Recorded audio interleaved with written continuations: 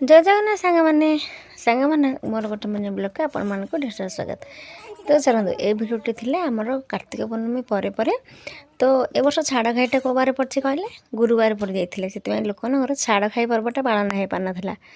तो आपण मैंने कहते छाड़ खाईटा कौन गोटे पर्व से कौन पर्व हिसाब से जाए जदि से पर्व होता तो जो बार पड़े से पालन होता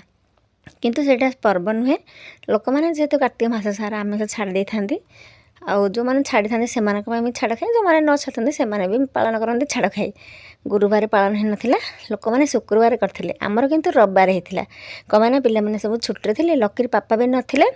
आउ अपाहरू पड़े लकीर अपाहरू पड़े तो से आम शुक्रवार दिन भी आमिष आने नाला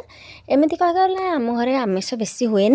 तो आमर छाड़ खाई सेमती किसी ना पिला जो दिन मन है से दिन आमिष टी आना जाइए। तो चलो मोर भी छाड़ खाई जाता कहीं आम भी तो मस सारा माने पेज रसन खाई नु अणा नवमी ठू बाकी हबिष्य थिलु से आमर भी टी खाଇବା कांजी होता आउ आलुदम होता ता सागर पत्रकोबी भजा आउ पखाल भात तो खाଇବା खाई सारा पर मोर गोटे पार्सल आसी पहुँची जाता। तो देखो मुझे ऑर्डर करी लकी ऑर्डर कर मुझे कहीदे चामच गुड़ा आने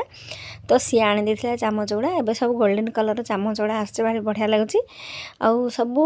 97 बोधे 97 टंका थिला प्राइस यार आउ चामच गुड़ा भारी बढ़िया था। आपण मानू केमिति लागला कमेंट रे निहाती भाବରେ